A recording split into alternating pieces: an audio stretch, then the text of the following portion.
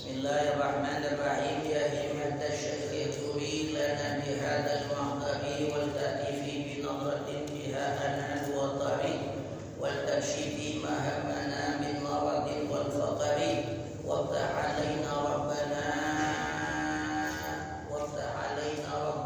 ma fihi khairul umuri wa mun alaina bil ghina wa bil ulumil ghurari salli wa sallim ila ala nabiyil azhari Muhammadin wa alihi wa sahbihi wa sumarihi faqad qala al-mu'allif rahimahullahu ta'ala wa adama an-naf'a bihi wa bi'ulumihi bid-darain amin.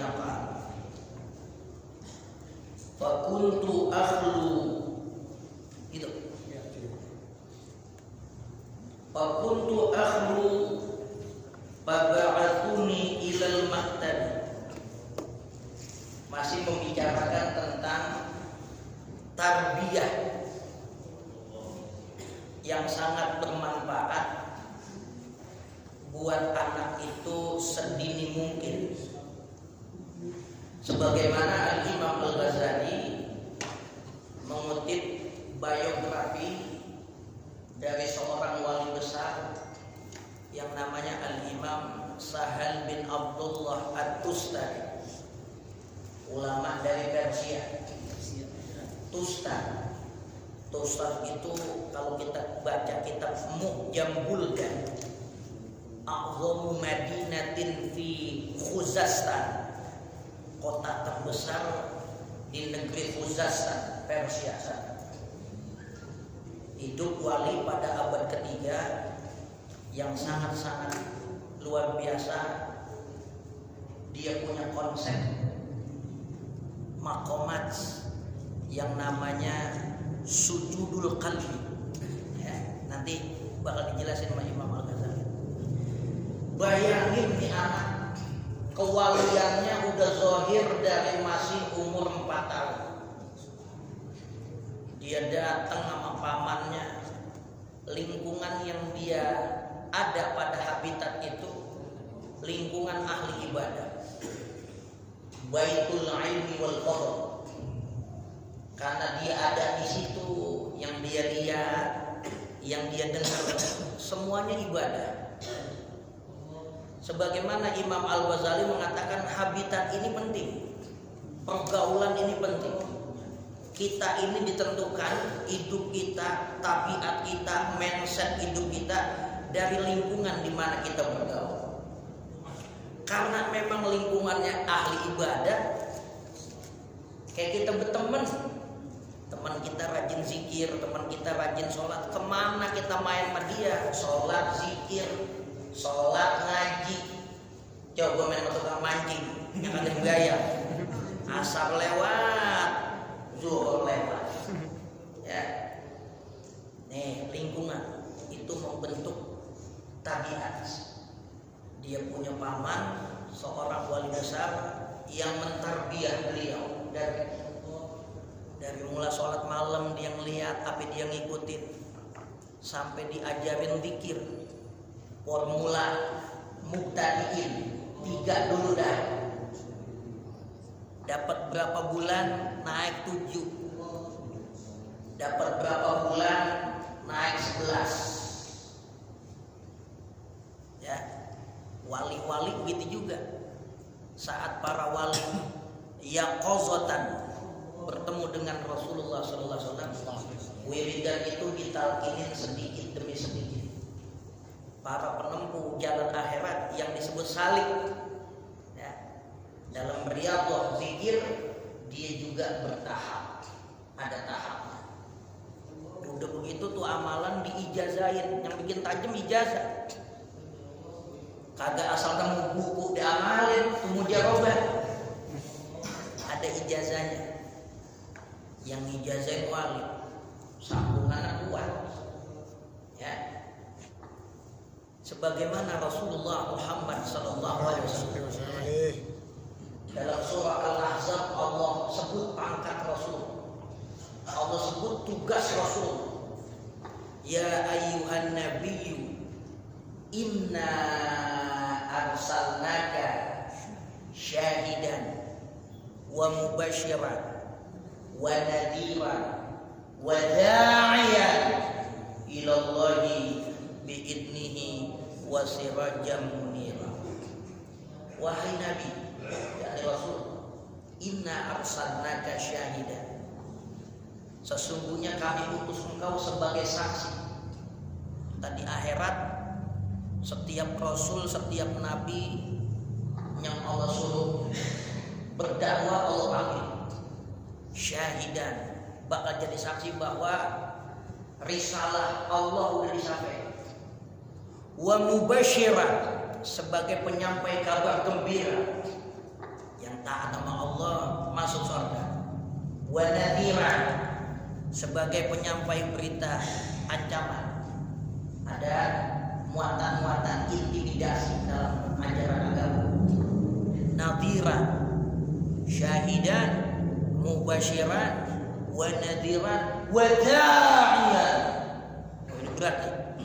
Wa da'iyan, seorang rasul itu sebagai pendai. Dia bukan hanya ngajarin orang, tapi dia mampu merangkul orang, mengajak orang. Sebegitunya Nabi udah Allah suruh syahidan, udah Allah suruh mubasyiran, udah Allah suruh nadiran, udah Allah suruh da'iyan bi'idnihi. Dikuatin lagi pakai bi'idnihi. Padahal tadi udah Allah kata inna arsalnaka. Kata ulama, salah satunya Syekh Ahmad bin Muhammad Sawi Al-Maliki Al-Khalwati dalam tafsir Sawi Al-Jalalain, kenapa ada kalimat bi'idni? Wa hadhil kalimah min wa hadhil kalimah sirrul ijazah. Ayat inilah yang menjadi dalil akan adanya ijazah. Kita baca Quran enggak pakai ijazah, lah emang Allah suruh baca Quran. Baca sholawat enggak ada ijazah, emang disuruh sama Allah, ya ayyuhalladzina amanu shallu alaihi wa sallimu. Allah suruh langsung ijazahnya dari Allah. Tapi ini ada ayat di mana ayat ini jadi dalil bahwa barokah yang besar terhadap satu amalan mabniun 'alal idni, dibina atas dasar adanya izin. Sehingga ulama-ulama, para aulia di kalangan orang-orang soleh, ya, dia punya amalan yang dia udah tajribah. Dia baca amalan dalam bilangan-bilangan tertentu kayak Imam Sa'ad, ya, dibaca 3 dulu, dibaca 7 dulu, dibaca 11. Kan orang sekarang yang kagak tahu ilmu, datang-datang ngomong, wiridan aja pakai dihitung-hitung. Bukan apa-apa, di sini ada rahasianya. Angka itu punya hubungan. Kalau emang itu hitungan angka enggak ada manfaatnya, ngapain lo tawaf 7 muter? Ngapain lo sa'i 7 kali balik? Ngapain zuhur 4, asar 4? Ada punya korelasi terhadap asro. Nah, makanya disuruh 3 dulu, 7 dulu, 11 dulu, nggak boleh lebih. Bukan kalau emang lagi jalanin ya, sekali wiridan sebagaimana bilangan yang ditentuin segitu, nggak boleh lebih. Adapun di luar bukan sekali duduk, nggak jadi masalah. Bukan artinya batas bilangan itu buat batasin kayak sembahyang alhamdulillah 33, subhanallah 33, alhamdulillah 33. Adapun di luar itu mau kita baca sebanyak-banyaknya sampai bibir kita nyengser, kagak jadi masalah. Bukan artinya kalau lebih dari 33 tekor, bukan. Ya, itu ada rahasianya bilangan-bilangan itu. Nah, inilah dapat dipahami, dijelasin sama para aulia yang sudah mentajribah bilangan-bilangan itu.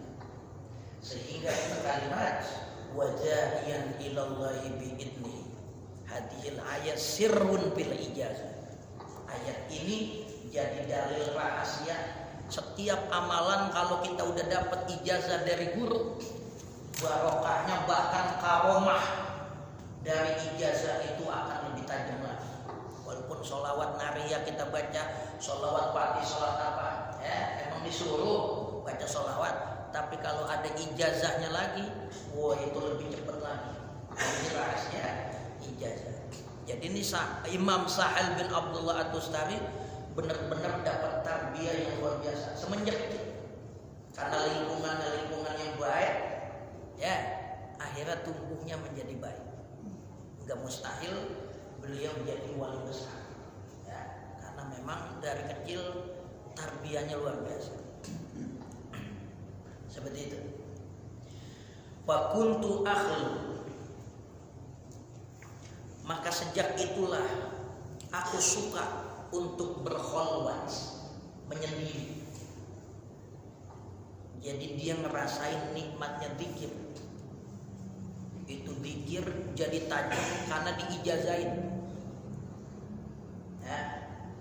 Jangan main amal-amalin aja. Dipuasain sendiri tuh wiridan. Bisa overdosis begitu. Abis dia udah dapat ijazah, dia amalin, dia rasain tuh wiridan nikmat. Sehingga akhlu, aku sering berkholwat. Udah gak demen lagi yang namanya main. Udah gak demen lagi yang namanya perbuatan sia-sia.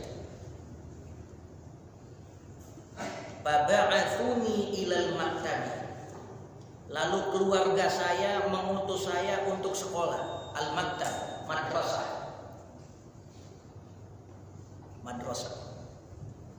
Disuruh belajar Quran, disuruh belajar fiqih, mengenal huruf. Fakultu, maka saya berkata, inilah akhsya an yatafarraqa ala hammi.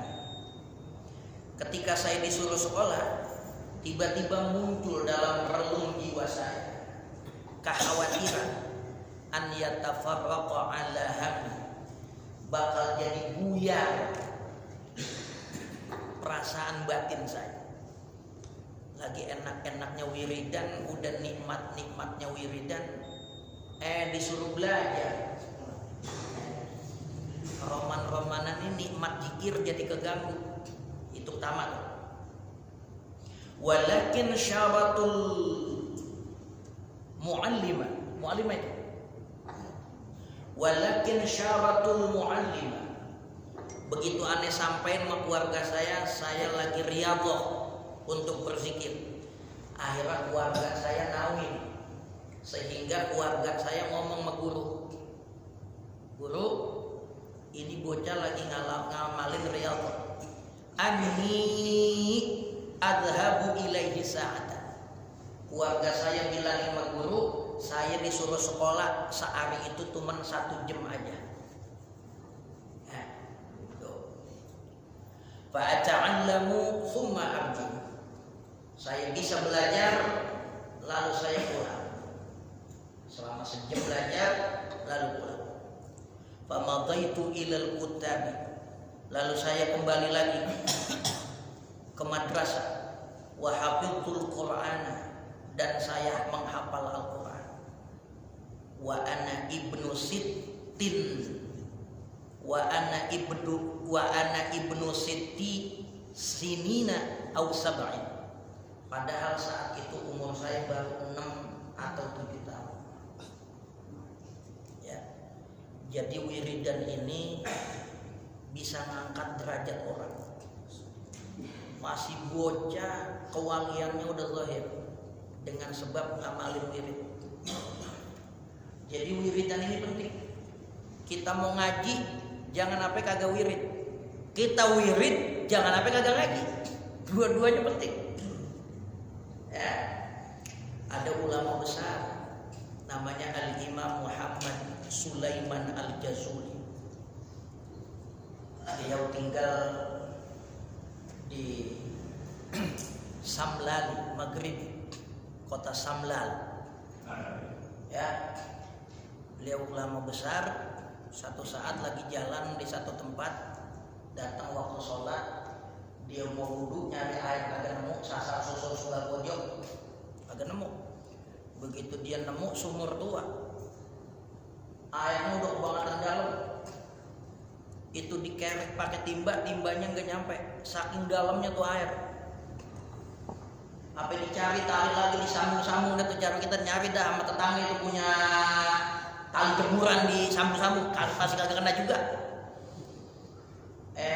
Begitu dia lagi kesusahan, lewat bocah. Ya imam lagi ngapain? Ane mau sholat, ane temen susah nyari air. Kok ente kenal sama ane? Pakai nyebut ya imam. Siapa yang nggak kenal ente? Ente ulama kondang, nama ente udah viral. Biasa kita gitu. Ya. Kalau kata nih bocah, kalau bukan karena kemuliaan ente, ane nggak mau nyebutin rahasia ini. Dia kesusahan nyari air, itu bocah beludah di sumur, diludahin, cueh, cueh, cueh. Bartafa al-ma'u, tiba-tiba air apa limpas. Kaget nih Imam Muhammad Sulaiman al-Jazuli. Bimanilti hadhil martabah. Dengan sebab apa ente nabat derajat nih? Air yang sumur, airnya terlalu dalam, ente ludahin doang, air limpas ke atas. Kalau kata nih perempuan, kalau bukan ketinggian derajat ente jadi ulama, gua kagak mau ceritain. Ya gak? Lu jadi kiai doang, jarang sholawat lo. Jadi apa? Ini aneh punya amalan sholawat. Allah kasih karomah yang banyak dengan banyak sholawat. Ente jadi kiai doang tapi ente malas baca sholawat.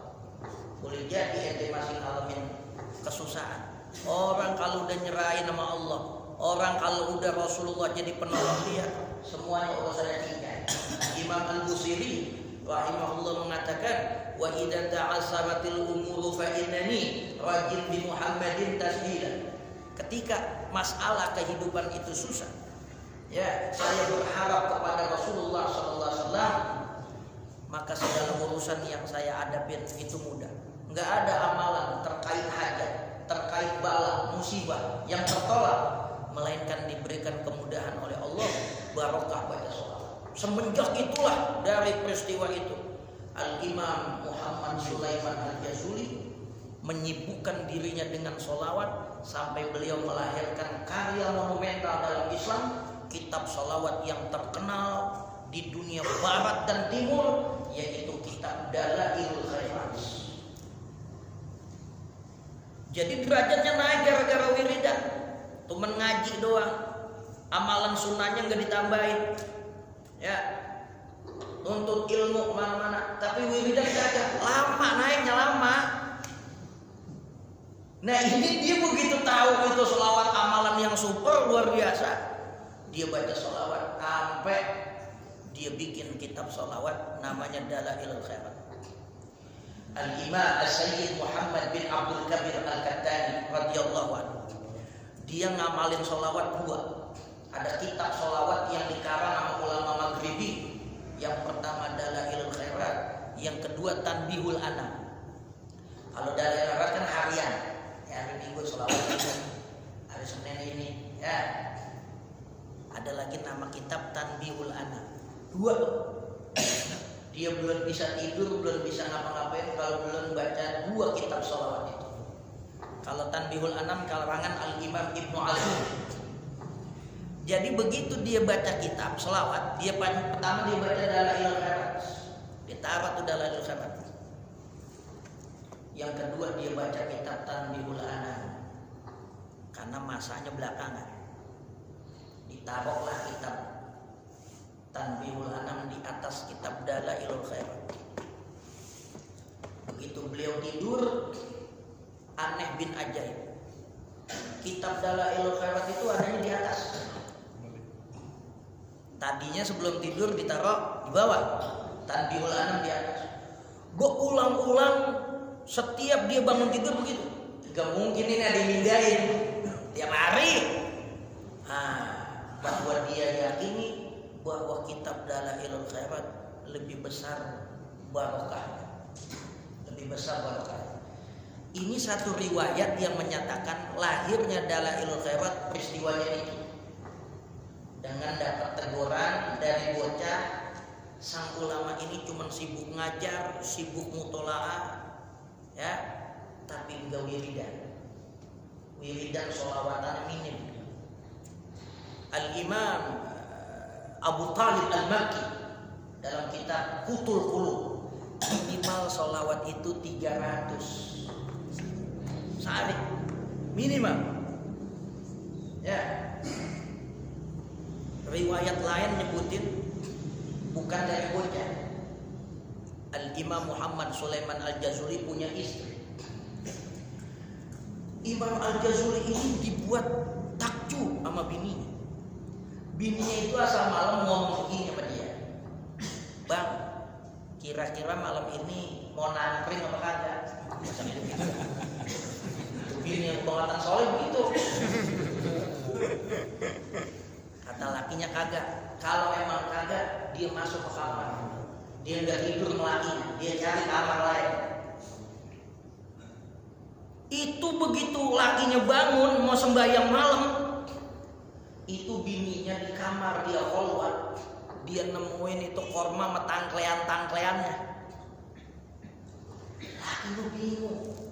Setiap dia ada di kamar kholwatnya, itu aneh nemuin makanan-makanan yang gak ada di maghrib. Akhirnya nanya nih laki, "Wahai istriku, itu kok bisa dapetin korma sama tangkleannya? Nggak ada di Maroko. Kormanya korma Nabi, korma ajwa." Bingung ini Imam Sulaiman. Apa kata bininya? "Wahai suamiku, begitu aneh izin main buat kholwat, aneh perbanyak sholawat kepada Rasulullah SAW, sehingga dengan banyak sholawat Allah izinin saya nyampe Madinah. Tapi sebelum subuh udah balik lagi." Akhirnya lakinya apa? Merangsang. Oh, berarti amalan sholawat luar biasa. Dia amalin sholawat sampai dia kumpulin kitab yang isinya sholawat. Pertama sholawat-sholawat yang maksurah, yang dari Nabi, dari sahabat. Kemudian sholawat-sholawat wali, ya, sholawat-sholawat orang soleh. Kan begitu susunan di dalam kitab Dalail Khairat. Ya, dia karang terinspirasi dari bininya yang dapat makom kewalian terlebih dahulu ketimbang lagi. Apa kata bininya? "Lu jadi kiai dong, lu kagak dapat selawat." Wirid perlu. Jangan ngaji doang, gembol kitab kemana-mana kagak wirid. Ya, wirid dan perlu. Imam Sahal bin Abdullah At-Tustari. Wa kuntu asumud dahr, dan sejak itu pula saya udah ngamalin puasa dahr, puasa sepanjang tahun kecuali 5 hari, Idul Fitri, Idul Adha, 3 hari asli. Umur 12 tahun udah ngamalin puasa dahr. Kita 40 tahun puasa, apa mananya? Ya enggak, sama panas dikit udah kalian tahan. Lihat deh, pakai ngomong lagi, gua puasa kan yang kagak gua tahan, aus doang. Ya bukan lu doang. Iya. Ya enggak. 12 tahun udah ngamalin puasa yang namanya puasa dahr. Wah, kewalian soalnya.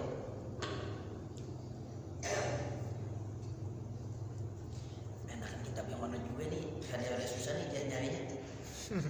Wa quti min khubzis sya'ir, sedangkan yang jadi makanan pokok saya min khubzis sya'ir, roti yang terbuat dari gandum.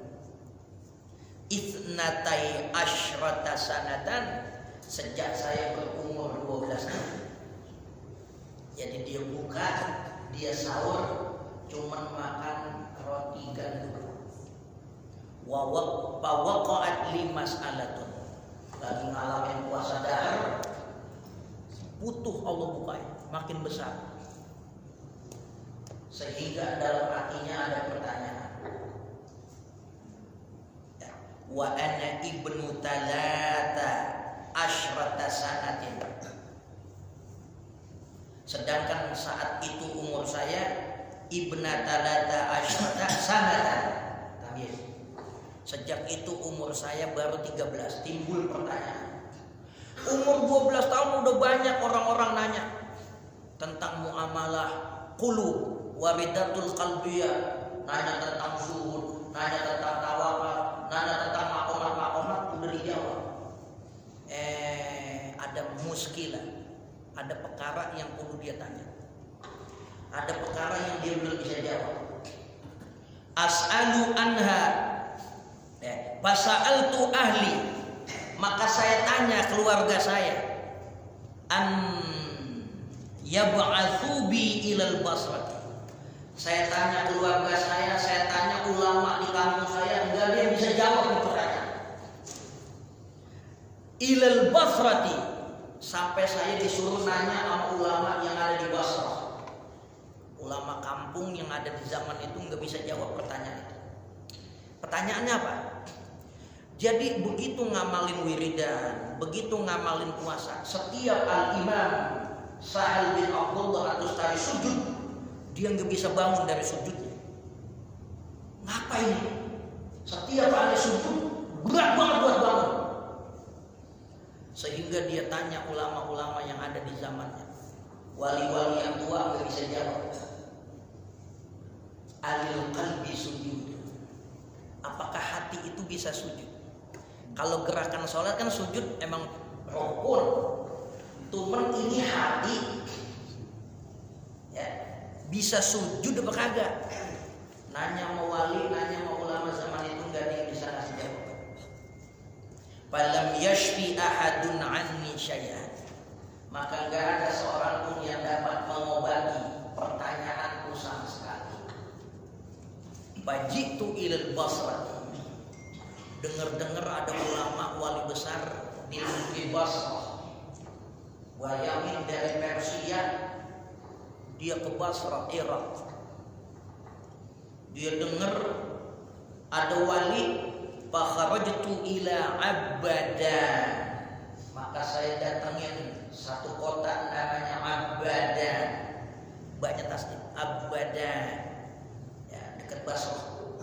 Ila rajulin, di situ ada wali yu'raku bi Abi Habib bin Hamzah bin Abdillah al-Abdani.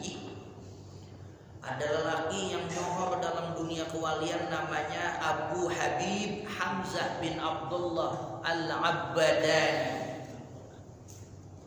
Fasa'altuhu anha, saya tanya sama dia. Ini pertanyaan gak ada yang bisa jawab, aneh mau nanya sama ente. Hal yasjudul qalbi, apakah hati seseorang itu bisa sujud? Apa kata Imam Abu Habib bin Hamzah?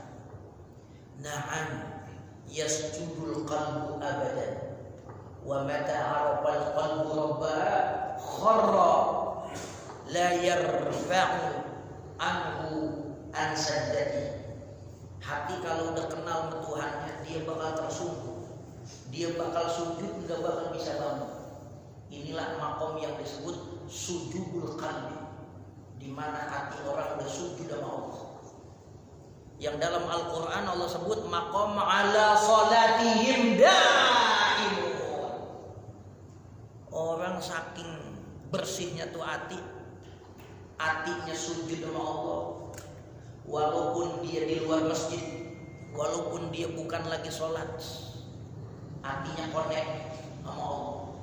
Jadi sholat bukan hanya lagi waktu sholat, dia di pasar, dia di mana aja, hatinya udah sujud. Jadi inilah keluhan yang menjadi pertanyaan besar Imam Sahal bin Abdullah Tusnad. Begitu dia wiridan macam-macam, setiap sujud dia berat buat bangun. Sehingga timbul pertanyaan, apakah hati aneh juga ini sujud? Sebab nggak mau bangun sih. Tuhan ini bisa jawab, iya. Ada makam yang namanya sujudul qalbi. Ketika orang hati udah sujud, mau di mana aja dia, hatinya udah nyambung sama Allah Subhanahu wa taala. Ya, ala salatihim daim. Ciri-ciri orang beriman itu ala salatihim daim. Mau di mana aja dia kayak salat. Ya, jangan kita lagi ngaji doang jadi orang bener. Jangan kita lagi ibadah doang jadi orang bener. Begitu kelar sholat itu pam listrik, pam air, meteran kita mainin, ya. Jadi pedagang tunggangan kita kurangin. Naudzubillah. Dia belum salatihim ala salatihim dahi. Ini makom yang belum pernah disebut dalam istilah para aulia sebelumnya. Makam sujudul qalbi yang dipopulerkan oleh Al-Imam Sahal bin Abdullah At-Tustari.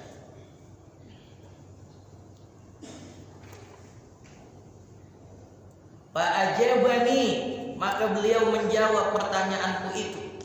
Fa'aqamtu indahu, maka saya menetap bersama beliau muddatan beberapa masa. Antafi'u bi kalamihi, di mana saya mendapat manfaat dari kalimat-kalimat mutiara beliau. Dia yang bisa jawab, akhirnya dia ngaji sama beliau. Wa ata'addabu bi adabihi, dan saya menjalankan adab, mengamalkan adab dengan adab-adab yang diajarkan oleh beliau. Summa raja'tu minha ila Tustara, kemudian saya kembali dari Basrah balik lagi ke Tustar, ya, ke Persia. Faja'altu kuti, maka saya jadikan bekal makanan saya iqtisodan, secara hemat. Jadi udah wiridan dulu, puasa, dahar dia jalanin. Makan-makan asal sahur sama buka normal kayak orang biasa. Lama-lama dia mujahadah lagi diri. Sahur sama buka dia bakas makanannya. Faja'altu quti iqtisadan, dia pengen hemat makan. Ala an yushtara li bidirhamin minasyairil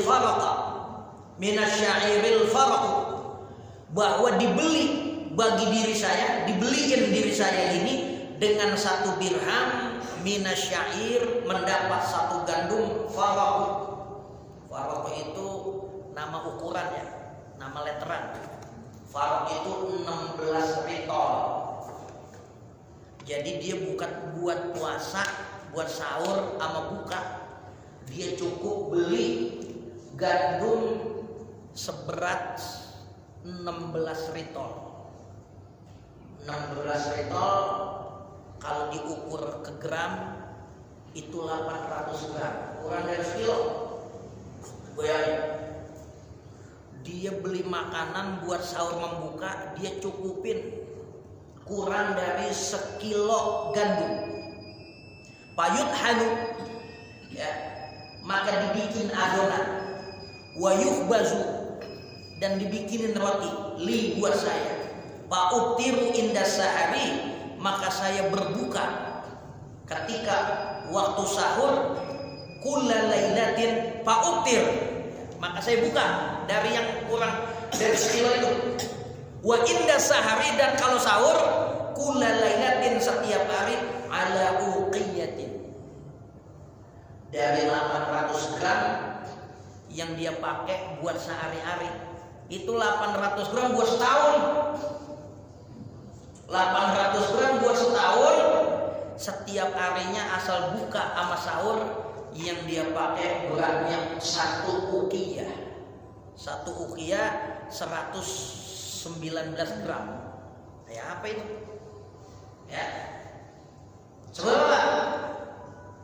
Idza jaa qawiya al-qalbu, idza jaa qawiya. Hati ini, kalau pemilik hati ini sering ngerasain lapar, tuh hati makin kuat. Wa idza syabi'a dhaufa, kalau makan mulu malas. Wiridan enggak kuat lama, dikit-dikit ngantuk. Ya. Sehingga dia amalin puasa dahar. Dari mula sahur sama buka normal, dia papas lagi. Nyanggup gitu-gitu. Kita kalau buka puasa, lah ilah kayak orang balas dendam. Hampir sama orang kesurupan. Mentang-mentang kagak makan malam, lah ilah lu tuh piring, pinggirannya kagak kelihatan. Imam Sahal Abdullah Tustafi juga papas. Ya, dia buka, dia sahur cuma 1 uqiyah. 800 gram buat setahun.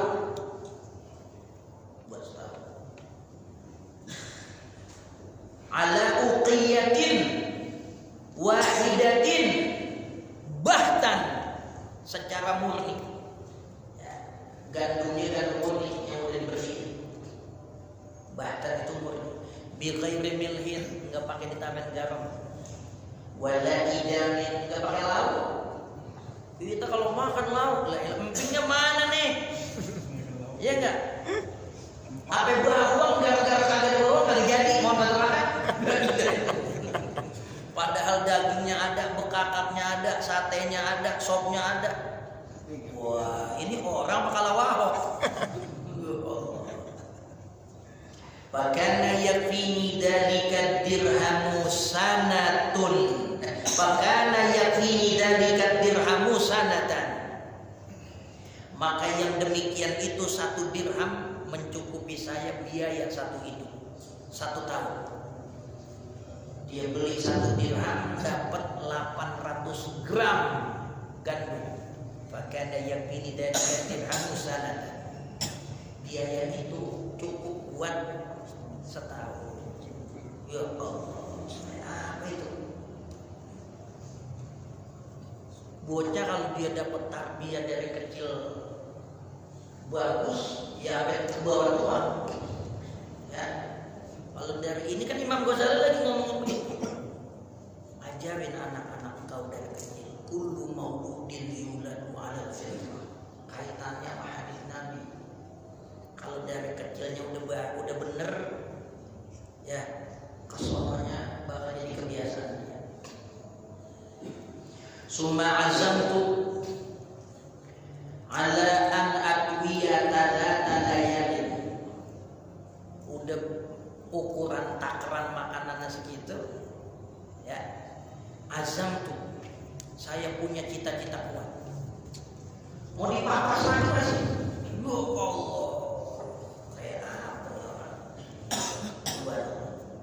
An atwiya, bahwa saya melipat diri saya. Dia batasin lagi salasa layalin 3 malam. Jadi mau sahur, yang penting sahur tiap 3 malam baru sahur. Dari mulai normal sahur membuka normal sampai dipapras cuma 1 uqiyah sahur buka. Apa dipapras lagi 3 malam sekali baru sahur. Bukanya kagak. Apa begitu? Jadi sahur sekalian buka. Ya, kosor jamak ada tuh. Ya Allah. Summa adwiya khamsan. Saya tahan diri saya tiap 5 hari. Dari 3 hari sahur membuka sama itu juga. Jadi 1. Jadi 5 hari. Per 5 hari sahur membuka jadi 1. Summa sab'an. Seminggu sekali sahur sama buka setiap bulan. Ya, summa khamsan wa isrina lailatan. Kemudian puncaknya selama 25 hari 25 malam sahur sama buka jadi 1. Wah,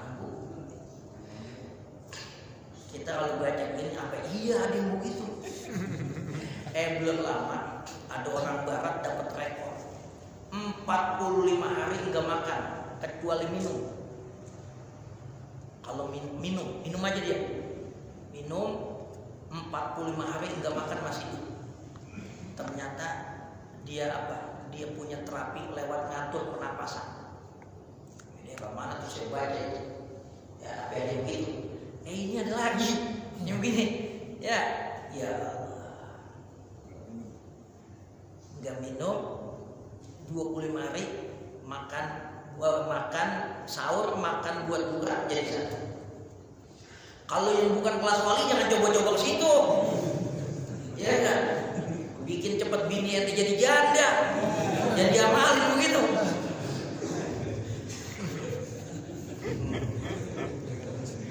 Ya. Dari 12 tahun begini. Wa kuntu ala dalika ishrina sanata. Saat itu umur saya 20 tahun. Dari 12 tahun bertahap dia punya riyadhah dalam puasa dahar sampai 25 hari sekali makan, itu usianya baru 20 tahun.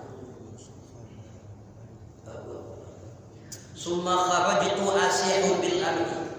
Kemudian saya keluar, asihu berkelana, saya berkelana. Sinina beberapa tahun. Huna mana nih? Summa rajatu. Kemudian saya kembali ila Tustara, ke negeri Tustar. Wa kuntu aqumul laila kullahu, dan saat itu saya menghidupkan seluruh malam semua dengan ibadah. Ya, proses perjalanan riwayat biografi orang jadi wali besar, ada yang memang dari kecilnya dapat tarbiyah seperti itu. Ya. Ini baru ngomongin riyadhah, belum lagi kita ngomongin sifat-sifat mulia beliau. Beliau punya tetangga orang Majusi, nyembah api. Tahun-tahun bertetangga sama orang Majusi. Dia punya pipa kamar mandi bocor, masuk ke dalam rumah Al-Imam Sahal bin Abdullah Tustari. Dan konon menjelang akhir hayat Imam Sahal bin Abdullah Tustari kena penyakit. Dan penyakitnya itu akibat dari dari kotoran yang bocor itu. Singkat cerita, ini bertetangga lama, sering berbagi makanan. Imam Sahal punya makanan ini bertetangga. Ini tetangga dengar Imam Sahal bin Abdullah Tustari lagi sakit, romannya parah. Dia datengin. Begitu dia datengin, Imam Sahal megang tangan dia. Wahai tetanggaku, bahasa kita yang gitu. Kalau kira-kira aneh masih panjang umur, aneh gak mau ngomong.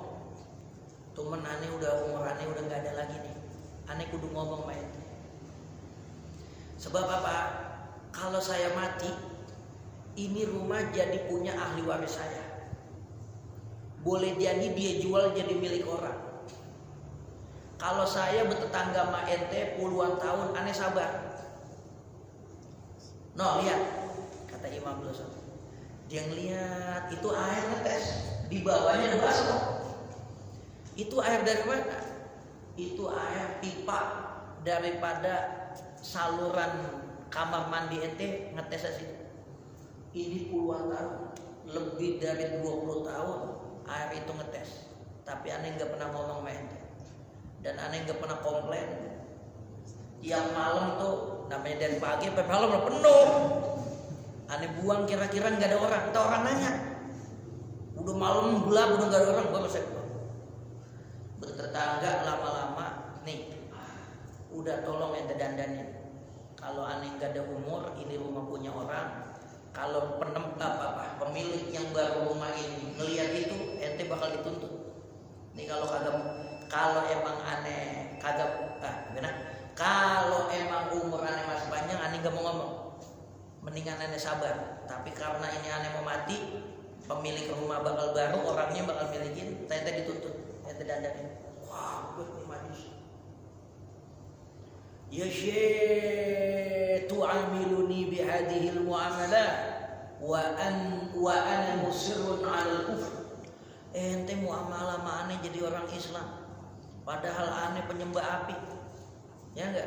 Sehari-hari ente bayar sama aneh, apa aneh bikin kerugian diri ente. Saluran kamar mandi aneh ente kagak komplain. Ya Allah, mudayadak, ulurin tangan ente lagi. Wa ana asyhadu an la ilaha illallah wa anna muhammadar rasulullah. Masuk Islam. Orang sakit kagak pakai ceramah, beker-beker, ya lagi sakit bisa masukin orang Islam. Wow, akhlak daripada akhlak para wali yang bermuara dari akhlak-akhlak Rasulullah SAW. Mudah-mudahan banyak manfaatnya. Habib.